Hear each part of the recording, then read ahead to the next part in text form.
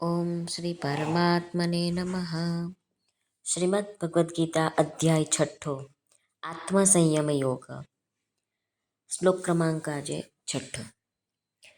આગલા શ્લોકમાં ભગવાને કહ્યું કે ગીતાનો સિદ્ધાંત એ છે કે મનુષ્ય સ્વયં પોતાનો ગુરુ છે, તેથી ઉપદેશ પોતાને જ આપવાનો છે. જ્યારે સર્વ કોઈ પરમાત્મા જ છે, વાસુદેવ સર્વમ, તો પછી બીજો ગુરુ કઈ રીતે બને અને કોણ કોને ઉપદેશ આપે? ભગવાન કહે છે કે બીજામાં ઉણપ ન જોતા પોતાની જ ઉણપને જોવાનું છે અને તેને દૂર કરવાની ચેષ્ટા કરવાની છે. પોતાને જ ઉપદેશ આપવાનો છે. સ્વયં જ પોતાનો ગુરુ બને, સ્વયં જ પોતાના નેતા બને અને સ્વયં જ પોતાના શાસક બને. આ ભગવાનનો ગીતામાં ઉપદેશ છે. ભગવાન કહે છે કે મનુષ્ય પોતે જ પોતાનો મિત્ર છે અને પોતે જ પોતાનો શત્રુ છે. આથી પોતે પોતાનો મિત્ર અને શત્રુ કેવી રીતે છે તેનો જવાબ આપવા આ શ્લોકમાં ભગવાન કહે છે. તો ચાલો આપણે આજનો શ્લોક જોઈ લઈએ. શ્લોક ક્રમાંક છઠ્ઠો. બંધુરાત્માત્મનસ્તસ્ય યેનાત્મૈવાત્મના જિતઃ અનાત્મનસ્તુ શત્રુત્વે વર્તતે તાત્મૈવ શત્રુવત. આ શ્લોકમાં આવતા સંસ્કૃત શબ્દોના ગુજરાતી અર્થ જોઈ લઈએ. તો યેન એટલે જેને, આત્મના એટલે પોતે પોતાનાથી, જીત એટલે જીતી લીધો છે, તસ્ય એટલે તેના માટે, આત્મા એટલે પોતે, એવ એટલે જ,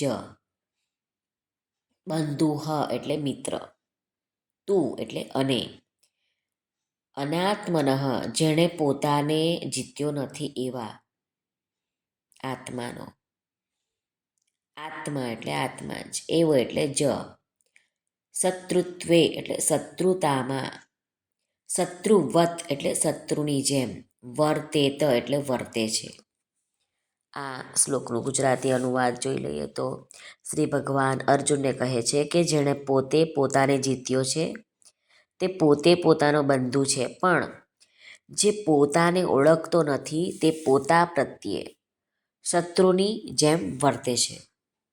સાધક સંજીવનીમાં શ્રી રામ સુખદાસજી વર્ણવે છે કે બંધુરાત્મા ન મનસ્તસ્ય યેનાત્મૈવાત્મના જીતઃ. પોતાનામાં પોતાના સિવાય બીજાની સત્તા છે જ નહીં. એટલે કે જેણે પોતાનામાં પોતાના સિવાય બીજા એટલે કે શરીર, ઇન્દ્રિયો, મન, બુદ્ધિ વગેરેની પણ કિંચિત માત્ર પણ આવશ્યકતા નથી રાખી. એટલે કે અસત પદાર્થોના આશ્રયનો ત્યાગ કરીને જે પોતાના સ્વરૂપમાં સ્થિત થઈ ગયો છે તેણે પોતાની જાતને જીતી લીધી છે. બ્રહ્મમાં સ્થિત થવાથી જ પોતાના દ્વારા પોતાની જાત ઉપર વિજય પ્રાપ્ત કરી લીધો છે. વાસ્તવમાં બ્રહ્મમાં સ્થિતિ તો નિત્ય નિરંતર હતી જ. કેવળ મન, બુદ્ધિ વગેરેને પોતાના માનવાથી જ તે સ્થિતિનો અનુભવ નહોતો થઈ શકતો. એમ જોવા જઈએ તો સંસારમાં બીજાઓની સહાય વિના કોઈ પણ કોઈના ઉપર વિજય પ્રાપ્ત કરી શકાતો નથી અને બીજાઓની સહાય લેવી એને જ પોતાને પરાજિત કરવો કહે છે. એટલે કોઈ અસ્ત્ર શસ્ત્રો વડે બીજાઓને પરાજિત કરે તો તે બીજાઓને પરાજિત કરવામાં પોતાને માટે અસ્ત્ર શસ્ત્રોની આવશ્યકતા માને છે. આથી તે સૌ પ્રથમ બીજાને પરાજિત કરવા માટે અસ્ત્ર શસ્ત્રો વડે તે પોતે પરાજિત થઈ ગયો છે. કોઈ શાસ્ત્ર દ્વારા કે બુદ્ધિ દ્વારા શાસ્ત્રાર્થ કરીને બીજા ઉપર વિજય પ્રાપ્ત કરે તો પહેલાં શાસ્ત્ર અને બુદ્ધિ દ્વારા પરાજિત થઈ જાય છે અને થવું જ પડશે. અહીં રામસુખદાસજી સ્વામી વર્ણવે છે કે જે કોઈ પણ સાધન વડે જે કોઈના ઉપર વિજય મેળવે છે તે પોતાની જાતને જ પરાજિત કરે છે. પોતે પરાજિત થયા વિના બીજાઓના ઉપર કદી કોઈ વિજય કરી શકતો જ નથી. એટલે કે જે પોતાને માટે બીજાઓની કિંચિત માત્ર પણ આવશ્યકતા નથી સમજતો, તે જ પોતાની જાત ઉપર વિજય પ્રાપ્ત કરે છે અને તે જ પોતે પોતાનો બંધુ છે. મનુષ્ય પ્રાકૃત વસ્તુઓ ઉપર જેટલો જેટલો અધિકાર જમાવતો જાય છે તેટલો તેટલો તે પોતાની જાતને પરાધીન બનાવતો જાય છે. તેમાં પણ તે માન, મોટાઈ, કીર્તિ વગેરે ઈચ્છે અને વધારેમાં વધારે પતન તરફ જાય છે.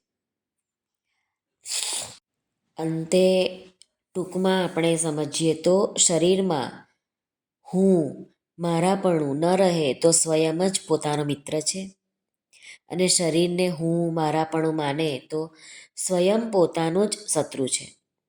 એટલે કે અનાત્માને સત્તા આપવાથી તેનું પરિણામ શત્રુ જેવું જ થશે. શ્રી કૃષ્ણ અર્પણમસ્તુ. જો તમને આ વિડીયો પસંદ આવતો હોય તો લાઈક અને શેર કરશો તથા આપણી ચેનલ ધાર્મિક પર નવા આવ્યા હોય તો આ ચેનલને સબસ્ક્રાઈબ જરૂરથી કરશો. આપ સર્વનો ખૂબ ખૂબ ધન્યવાદ. સર્વને ભાવથી જય શ્રી કૃષ્ણ. રાધે રાધે. હરિઓમ તત્સત. જય ગુરુદેવ દત્ત. જય અંબે. જય માતાજી. જય સ્વામિનારાયણ.